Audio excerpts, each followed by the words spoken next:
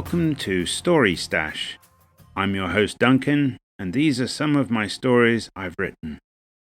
Today I'm reading from my book Star Guardian, and this is chapter 26.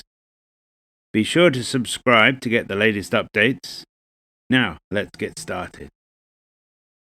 Chapter 26. The Foe System.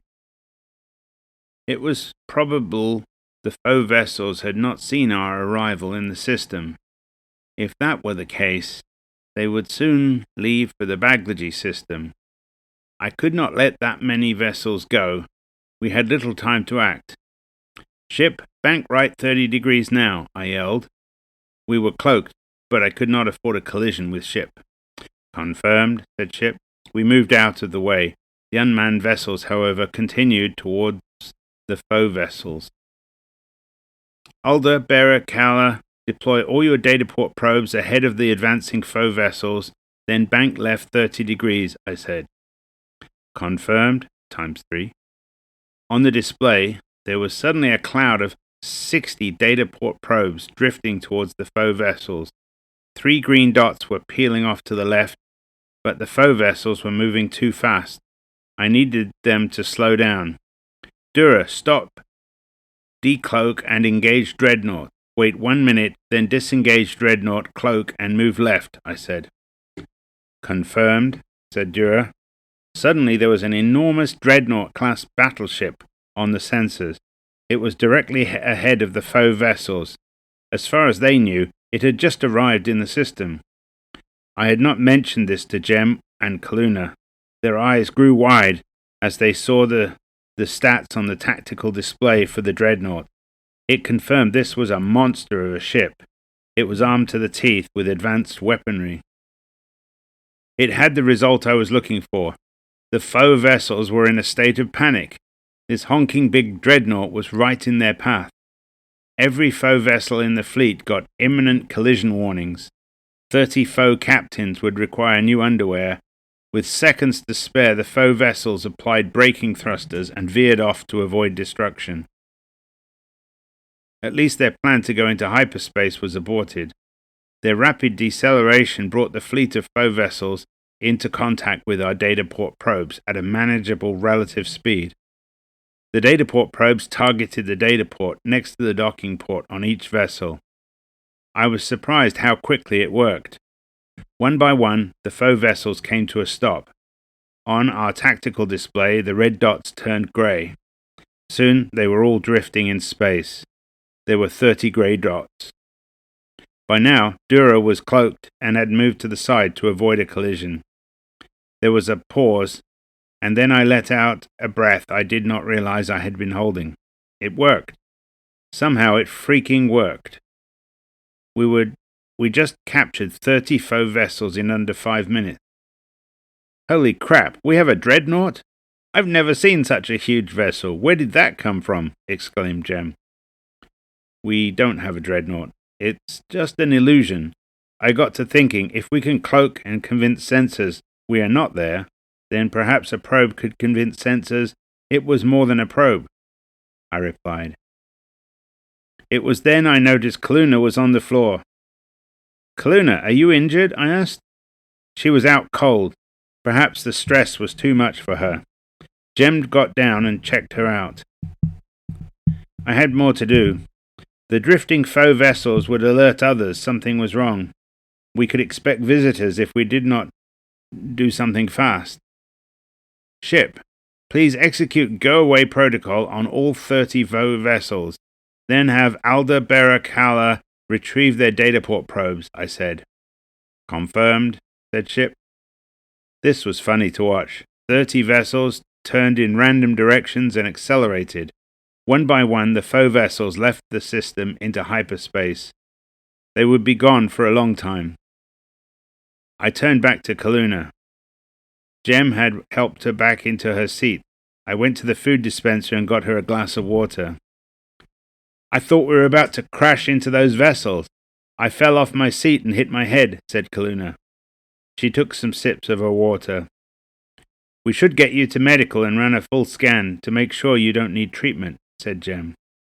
They got up and moved towards the exit. I need to take care of a few things, then I will follow you shortly, I said. Once they were gone, I turned back to the tactical display. The unmanned vessels had gathered back their data port probes. Ship, is there any sign we have been detected? I asked. There has been no reaction from the other foe vessels to indicate so, replied Ship. See if you can tap into their system-wide communications. I'd like to know if anything is going on, I said. Confirmed. Communications suggest that we have not been detected. I will keep monitoring for updates, said Ship. Please take us to the far side of the moon around Foe 3. Ulder, Bearer, please remain here and be prepared to disrupt vessels leaving the system. Kala, Dura, please come with Ship, I said. Confirmed, ×5. We started to move off. I hurried to medical to check on Kaluna. Fortunately, she was going to be fine.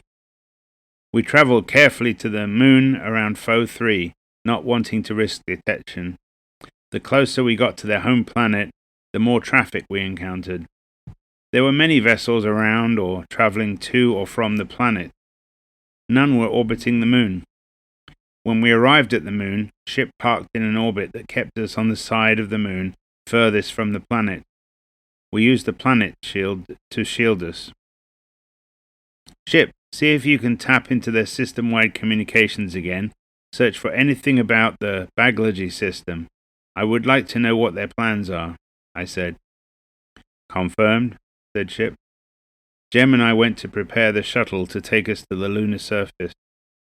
Before we were ready to depart, Ship alerted us. Attention, communications received indicate further vessels are being prepared to travel to the Baglaji system within 2 days. That is not good news. Ship, how good is your connection to their network? Can you send out? I asked. Confirmed. However, to send out from here would reveal our location, Ship replied. I could feel the beginnings of a plan in my head.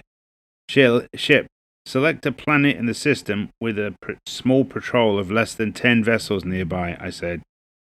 Confirmed. There is a small patrol in orbit around Foe 5, said Ship. Kala, set an intercept course for the patrol in orbit around Foe 5. You are to deploy data port probes ahead of their path and take control. Have them continue to orbit the planet, I ordered. Confirmed, leaving now, replied Kala. Ship, once Kala has taken control of those vessels, you are to use the proxy protocol. You will need to tweak a version of the injection protocol to send the Do Not Disturb protocol via the Foe network.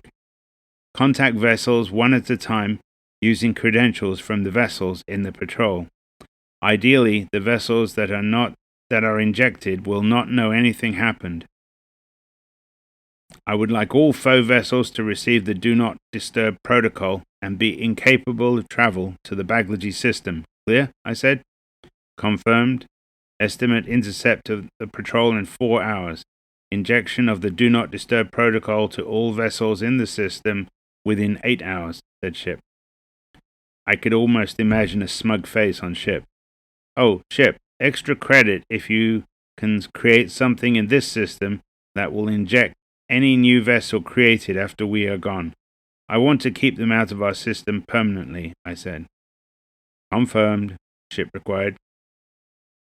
Dura, I'd like you to guard the area near the moon. If any patrol comes this way, use your data port probes to deal with them. Ship, you can then initiate the go-away protocol on such vessels. Clear? I said. Confirmed, ×2. With that taken care of, we had to visit the moon. I piloted the shuttle from Ship down to the surface. Kaluna stayed aboard Ship. I landed in a clearing about a mile from the township. The atmosphere was breathable, not too different from Baglaji 4. The gravity was lighter, so we put on some weight belt to help compensate. We took stun guns and personal communications devices. Jem took a medical kit. We exited the shuttle, and I threw branches over it to cover it from prying eyes. It was morning down here on the lunar surface. Once we were ready, we set off towards the Baglaji, Jem, how do you want to approach them? I asked. Let's observe them first, offered Jem. We got to a rise that overlooked the lake. The buildings of the township were sprawled throughout the valley before us, right up to the lake. There were fields and several beings were out and about. We sat down where we could not be seen from anyone in the valley.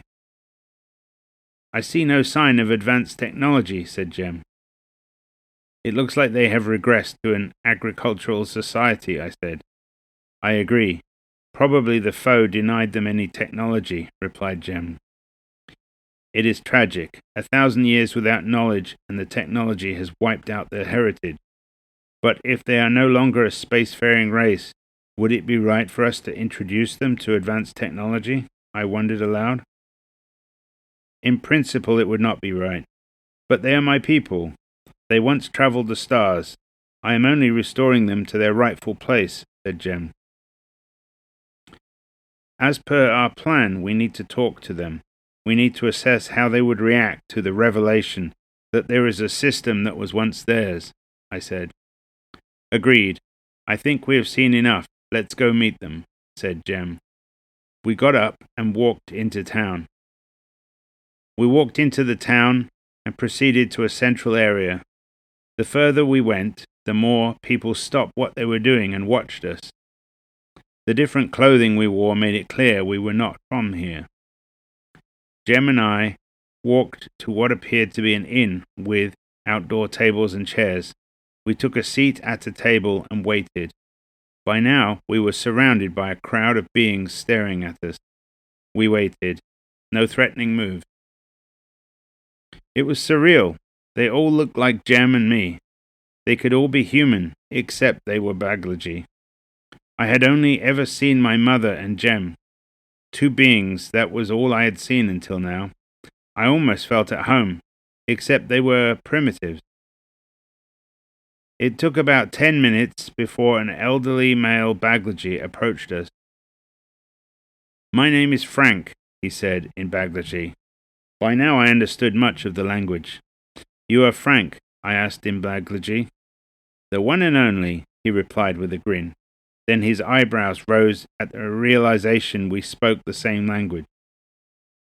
I am Jem, and this is Brian. We come in peace to meet with you and talk, replied Jem.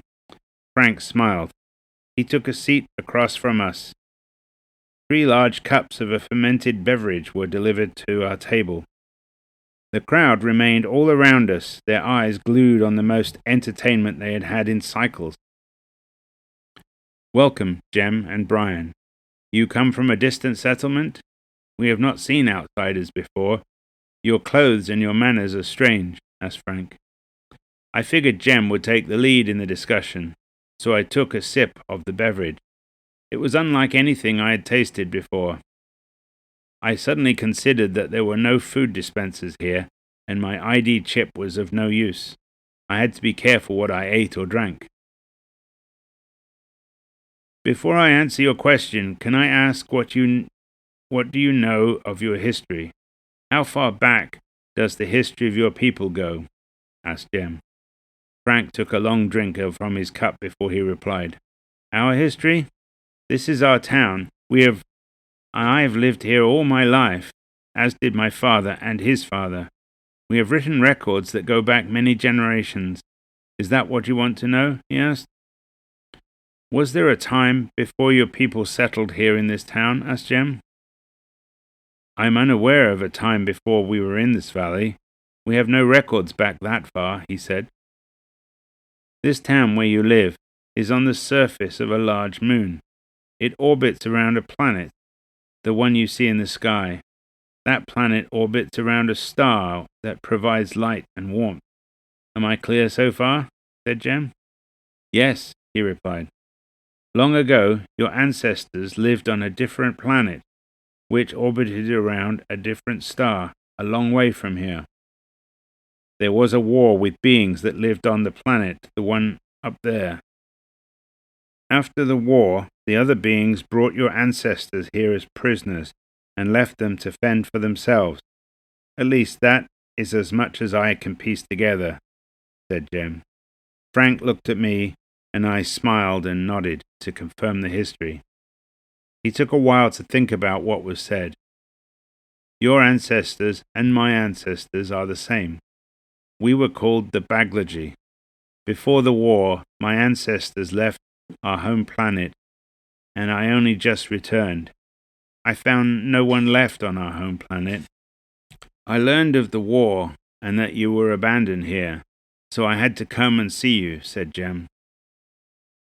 This is a lot to consider. There is a ring of truth in your words. We will have to discuss the meaning of what you have said. It may take time. Meanwhile, consider yourselves our guests.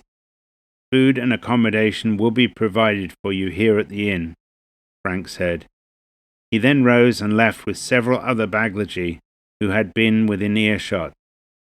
I realized they must have been important beings, but they did not introduce themselves. Well, that concludes chapter 26. Next episode, we've got chapter 27, Baglaji. And please join me for that. And until then, take care. Goodbye.